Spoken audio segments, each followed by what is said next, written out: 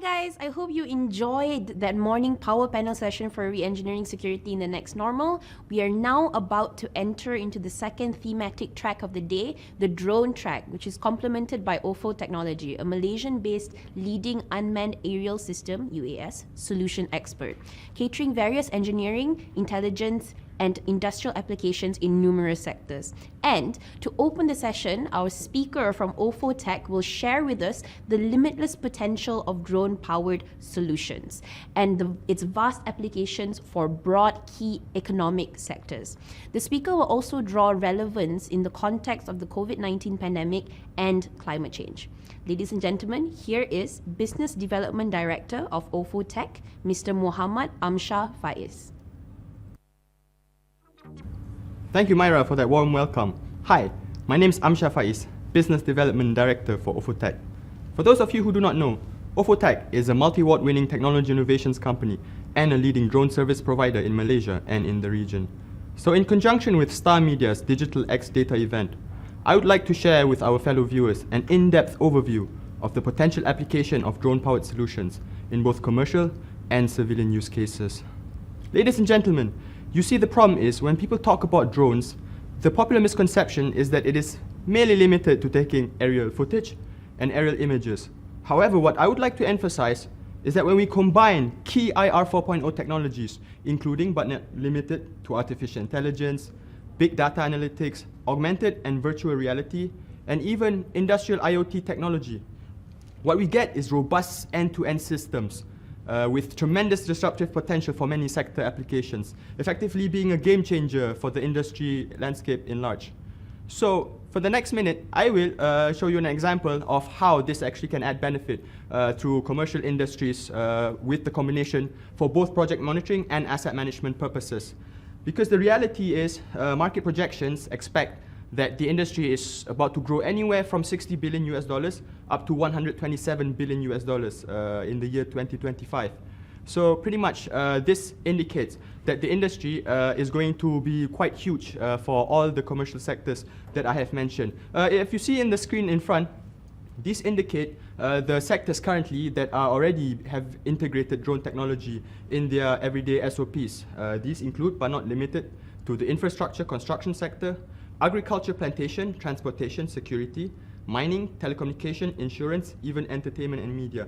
Of course, ladies and gentlemen, I would like to emphasize that the application is not necessarily limited to these sectors specifically. In fact, it's just limited to our creativity and the new areas in which we want to implement it.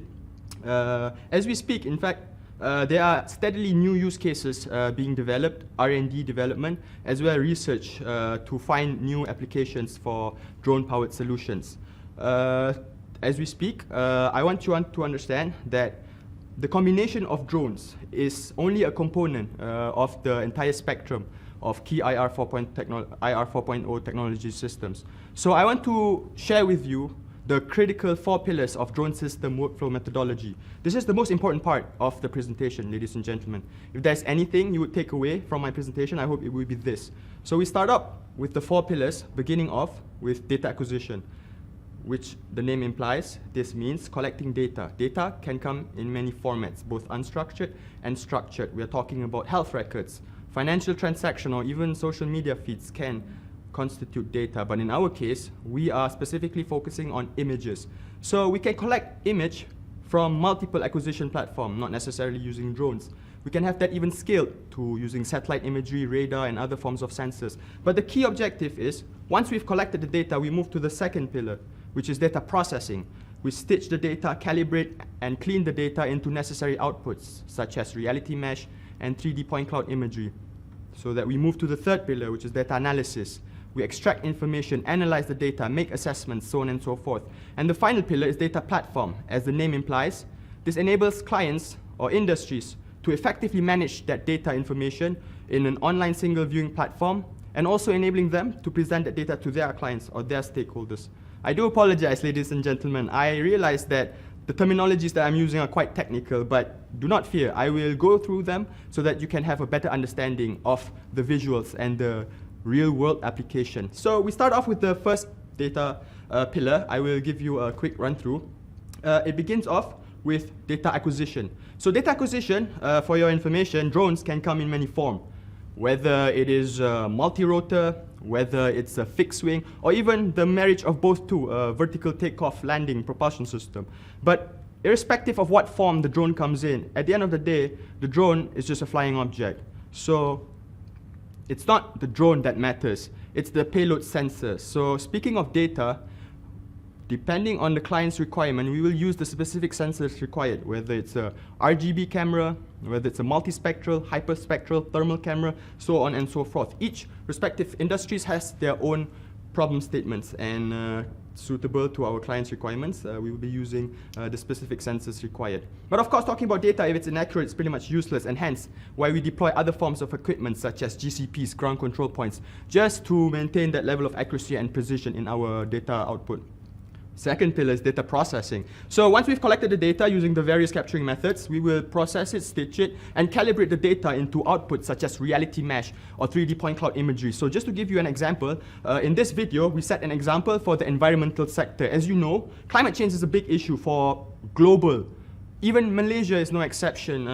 As we know, when it rains, flooding and landslides tend to occur at frequent rates. So what we want to do is effectively digitalize and enable clients, whether it's city municipal councils, local, federal government, even private landowners, to manage these disasters in a much more effective manner. So if you see an example in front of the screen, as you notice, the difference between satellite and drone imagery, it's up to 10 to 30 times better in resolution. So for our clients, it's just a matter of clicking into this GIS base map.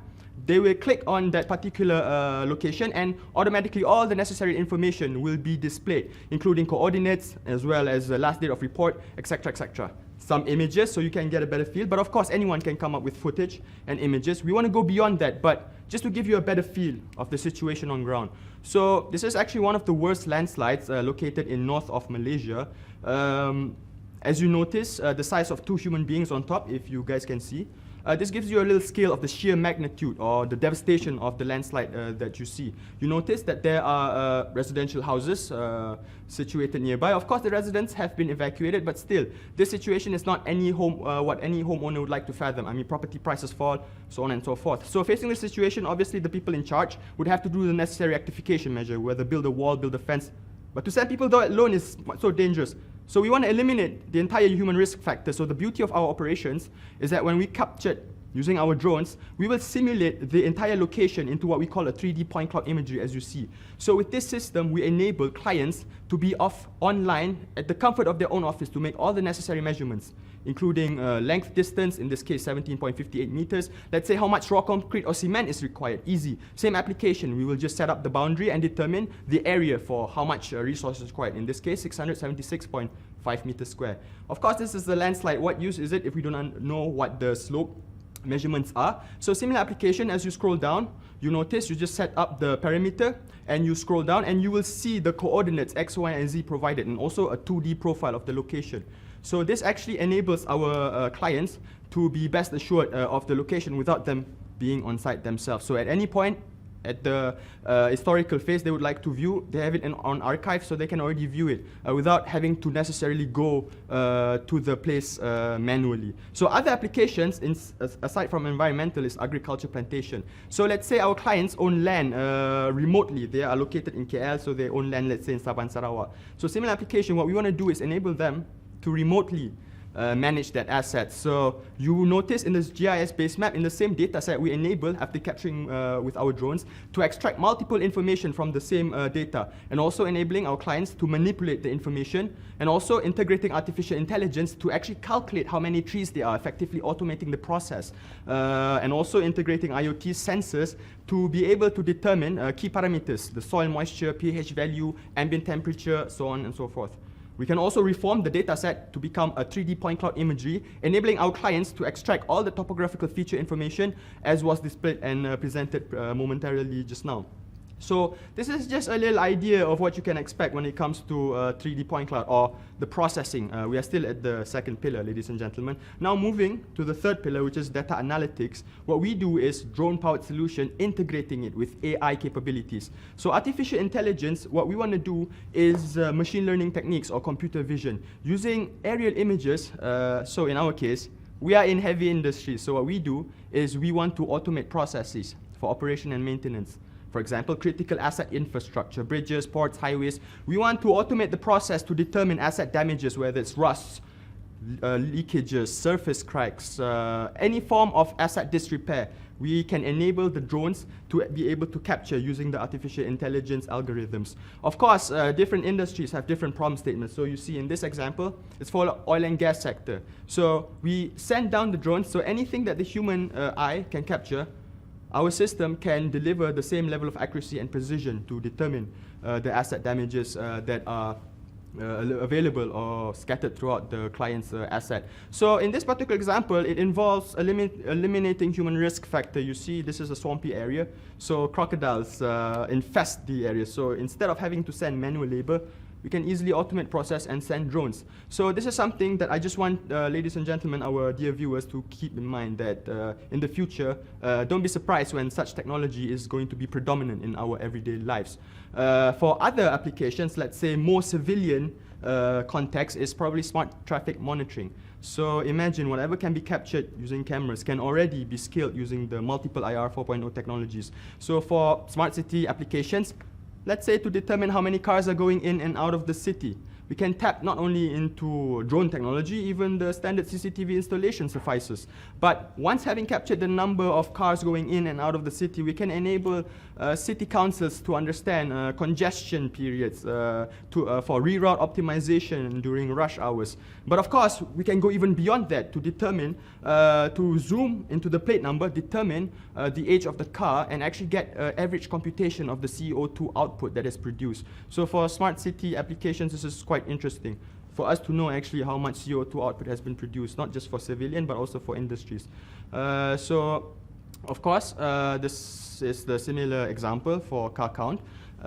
You notice the yellow line on the right. So any object, any vehicle that passes, notice the line on the top left in front of the screen will take into consideration. But bear in mind, as I've mentioned, this is not just limited to one particular application. This is just limited to our creativity and how we want to have that scaled. For example, whether this want to be applied for river pollution monitoring, how much garbage waste disposal is being flowing down the river stream, or even for border and security to detect illegal entry or abnormalities, illegal smuggling, so on and so forth. So this can easily be scaled using the various technology platforms that I've mentioned.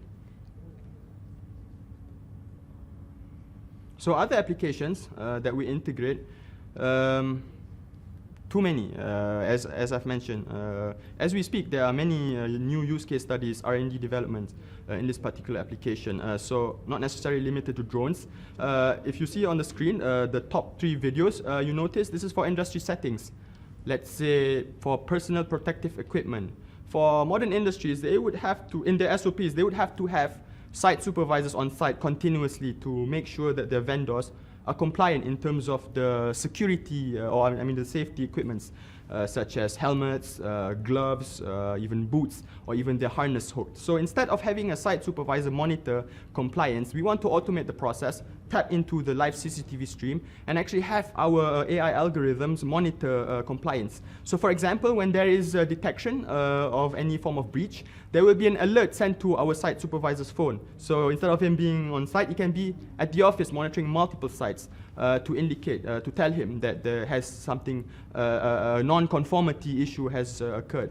So let's think of this in our current context, which is what? COVID and the pandemic. So we can easily have that scaled to, let's say, to detect face masks, social distancing, etc., etc. So as I've mentioned, the technology application is unending to that respect, whether we want to apply it for commercial, civilian, or even heavy industries. The bottom video indicates or illustrates the many applications for industries, whether it's a detection for asset damage, for operation and maintenance, whether it's for oil and gas sector, construction, mining, or any other form of critical asset infrastructure in Malaysia and abroad. So other forms, let's say to monitor against any form of illegal activity, smoking in oil and gas stations, or even having that scaled to public and private government buildings, airport, KLIA, Sunway, Pyramid, like shopping malls, just to have them manage or secure, have deep analytical systems integrated, automating the entire process. Now, ladies and gentlemen, we're moving to the final pillar, which is data platform. So as the name implies, data platform enables our clients to effectively manage all that information on online single viewing platform.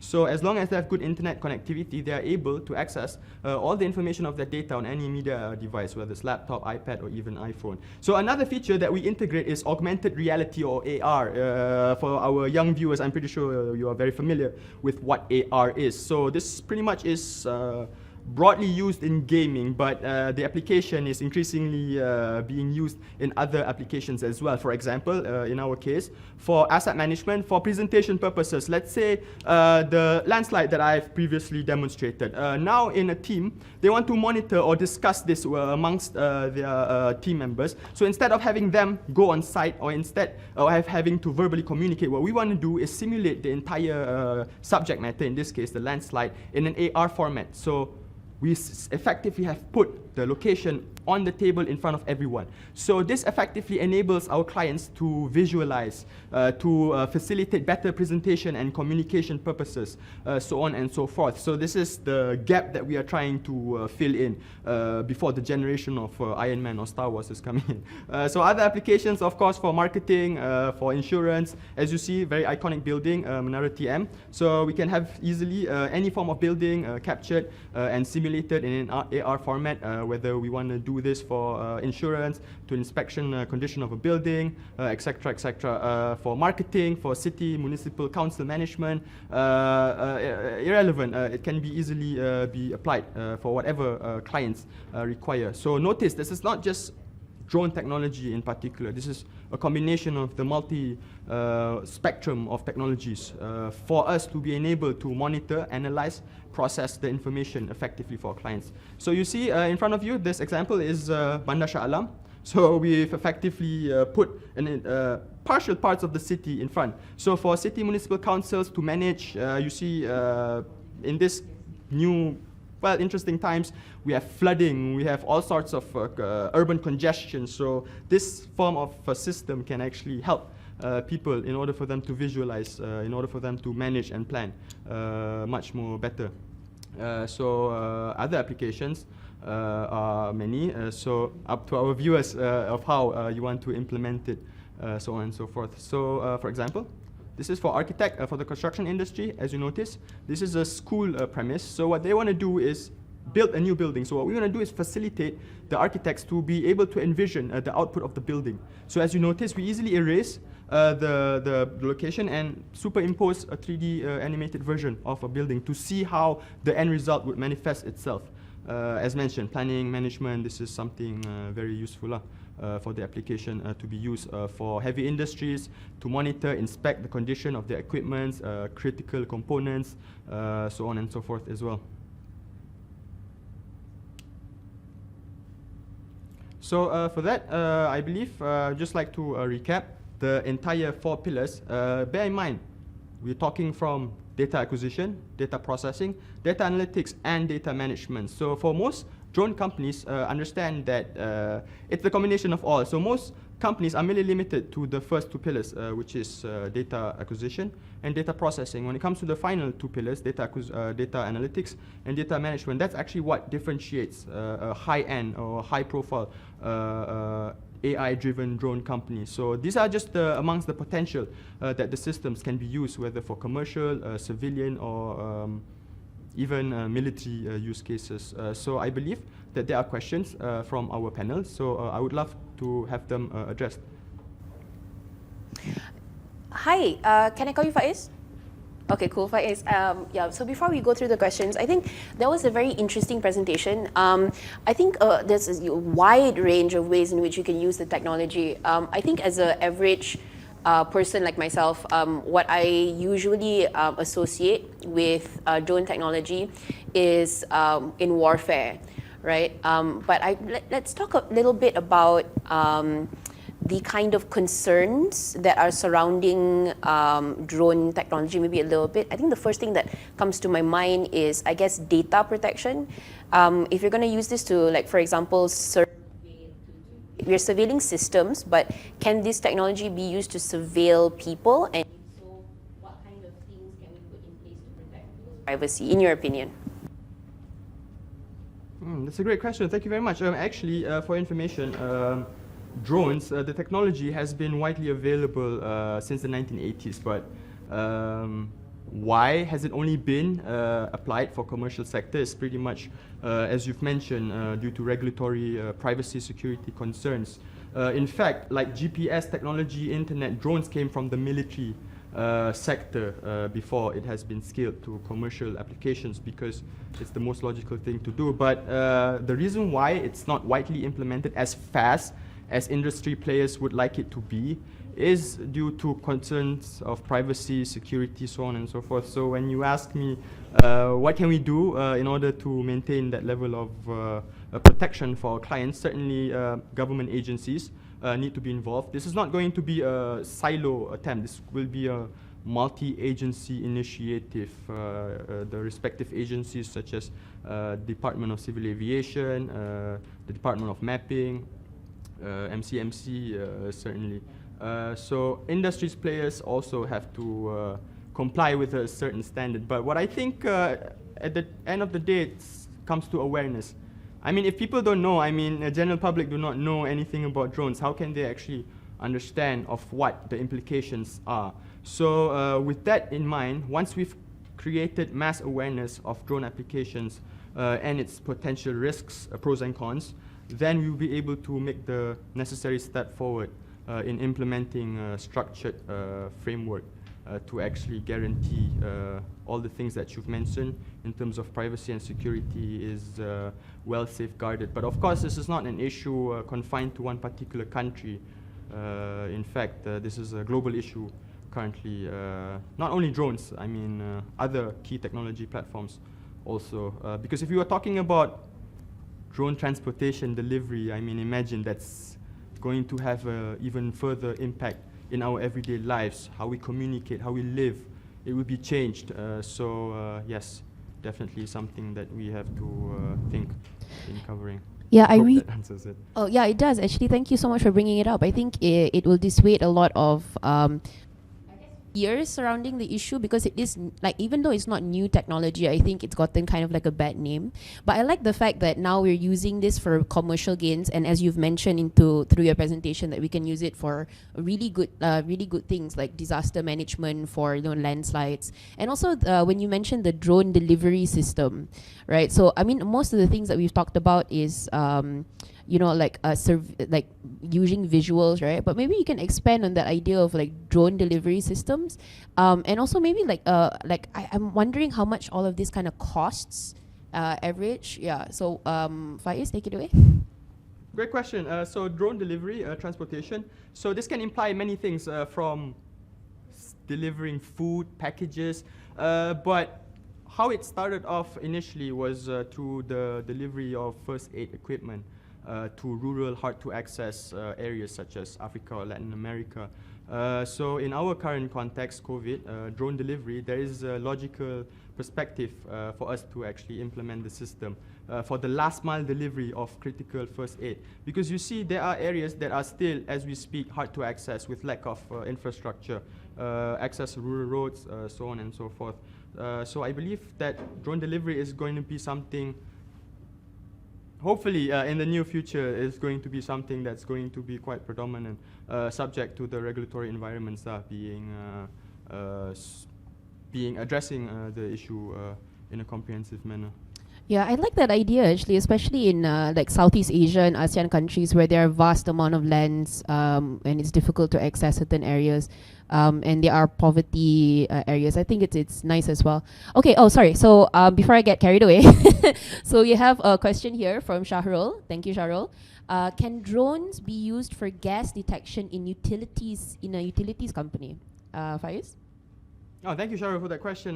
Yes, definitely. So basically, the drone is a flying robot. So all it does is fly. So the payload is what matters. So irrespective of what it is that you want to capture, we will be using the specific sensors suitable. So in your question, it's gas detection. So you can easily have a sensor input on the payload to detect methane levels at oil and gas stations, platforms, whether offshore and onshore. Definitely, there are multiple applications, whether we want to use LiDAR, multispectral, hyperspectral, scaled throughout industries actually. Yes, for more information, yeah, definitely you can follow Star and Ofotech to get the critical key industry insights. Thank you, Faiz. Thank you, Faiz, for the shout out to Star. Actually, that's a good point as well, and it can decrease the amount of human collateral damage.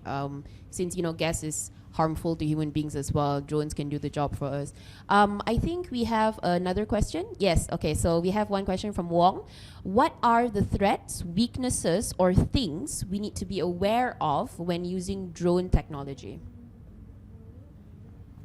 Well, everything has pros and cons, to be honest.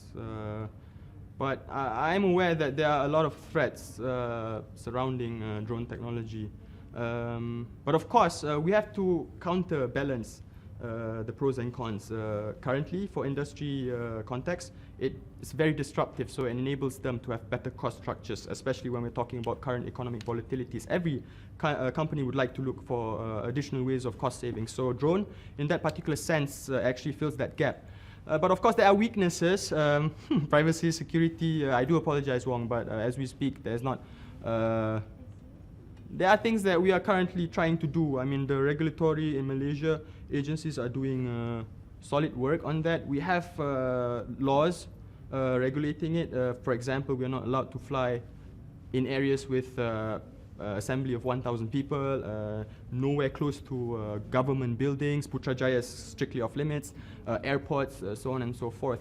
But just to have you understand, what you need to be aware is drone technology is very savvy, it's very nimble, so you cannot even, you're not aware of it being up like 150 to 250 meters above. So using electric motors, it's very silent, so you don't really understand, you're not really aware, and plus the zooming capabilities can actually zoom very closely to the people, for bad people, yeah, I need to do stalking and everything. But yes, it's most unfortunate for industry players like us who are really intending good for the whole country to move into this new age of IR 4.0. But as I mentioned, this is not a problem that Malaysia only is facing. It's a worldwide phenomenon that we are all trying to collectively find a solution in addressing. Yeah.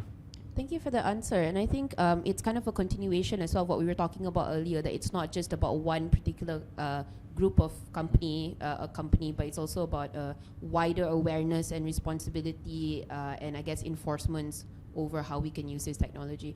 Yeah, so we have another question from Sue. What is the business model for drones? Yeah. I guess, how do you make money from drones, or how you can use drones to make money, perhaps? Mr. Siu, I guess you are an entrepreneur such as myself, wanting to enter the drone industry. So interesting question. From my personal experience, we started off as servicing. So the business model is they pay us by days or per hectare, per kilometers. But of course, now we are moving into data. So in order for us to easily have that scale, we'll use a subscription model. So that's it's not the drones that's important, it's the system, the data that we host and enable the predictive analytics to be conducted. But of course, there are many forms of business model in Malaysia. There are many industry players here locally. So each and every one of them has their respective business models. So it's up to, at the end of the day, which specific sector it is that you are operating in. And of course, how you organize your operations in terms of whether you want to outsource the acquisition part using drones, you do the processing, or you do the entire workflow from acquisition, processing, analytics to data platform. All right, thank you, Faiz. We have one more last question, and this question is from Sarah. May I know the accuracy of the data? Oh, that's a really good point. Faiz? Oh, Sarah, I guess you are a geomathematician or anywhere in surveying. So that's a good question. So in terms of accuracy, if data is inaccurate, it's pretty much useless. So hence why we need to maintain that level of precision. So of course, it's also subject to our clients' pockets, how much they're willing to spend. Using standard photogrammetry, we can assure a 3 centimeter to 5 centimeter accuracy, which is good enough for many sectors. But let's talk about aviation industry or oil and gas. They require millimeter precision, so we can use another sensor called LiDAR, light detection and range. That's a millimeter accuracy pinpoint precision, but of course that would come at a higher cost lah. But just to answer your question, accuracy can be achieved at the millimeter scale. Yes, with the current technology that we have. Okay, thank you, Faiz. I think we have a lot of questions. Thank you so much for everybody who's watching. We got one more surprise question. I think one more, right? Yeah, yes. Okay, so we have a question from Kim. We have porous borders and jalan tikus. They are exploited by smugglers and illegal immigrants. How much effort and cost must be taken to address these problems? This is a really good question, Faiz. How much cost and effort? I think it depends on the area of interest or the border that you are trying to monitor or surveil. Jalan tikus, yes, that's an issue. You don't expect smugglers to be using a well-paved roadside, right? We'll of course use in the middle of the jungle forests. So we can tap into multiple technology acquisition. There are no CCTVs in the middle of the jungle, I'm sure, so we'll use drones for that. That actually fills in the gap, or we can use other forms of technology that would actually, at the end of the day, determine the costs. But for our country, yes, we have issues in Sabah specifically. So 1,400 kilometers. How do we manage the ESCOM region effectively to avoid intrusion, illegal smuggling to occur? So the cost will be up to the types of technology that we want to implement, so on and so forth. Yes. Kim, huh? Oh, nice question. Yeah, I think thank you so much, Kim, for that question as well, because it is quite a problem in the region as well. I mean, even in Malaysia, we have porous borders near Thailand, and yeah, you're right. It does. It's a good point. It does fill up a gap in the market that we have now, because unlike cameras, we can use drones are mobile, right, and they can move. All right, so I think that's our last question of the day. Faiz, would you like to say anything, any last words you would like to say to everyone? There's been a lot of interest and curiosity onto this topic, so I think maybe just some final parting words from you. Well, as a millennial myself, I'm very excited. I mean, I just talked about drones when we were small, but now we can see it actually being predominant in our everyday lives. Now it's in commercial sector, but I believe in the next 5 to 10 years it will be even more pervasive, talking about drone delivery, etc., etc. So it's good that we have such response. The interest shown by the general public, even the government, is very actively promoting or creating awareness on this issue. So I believe that the industry players in Malaysia are very strong, and we are trying to propel Malaysia to the next stage of development and innovation, because Malaysia, we are very competitive. We've come up with many innovations, talking about halal industry, talking about Islamic banking.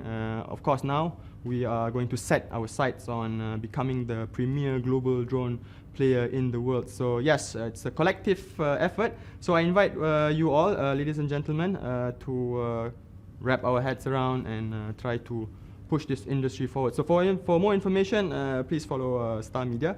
And of course, just to give you a shout out of our company, Ofotech, don't forget to follow us on our social media feed, and also find us more information on our internet website. Thank you. All right, thank you, Faiz. Thank you so much. We are about to continue on with the rest of our program soon. I will see you in a bit. See you guys.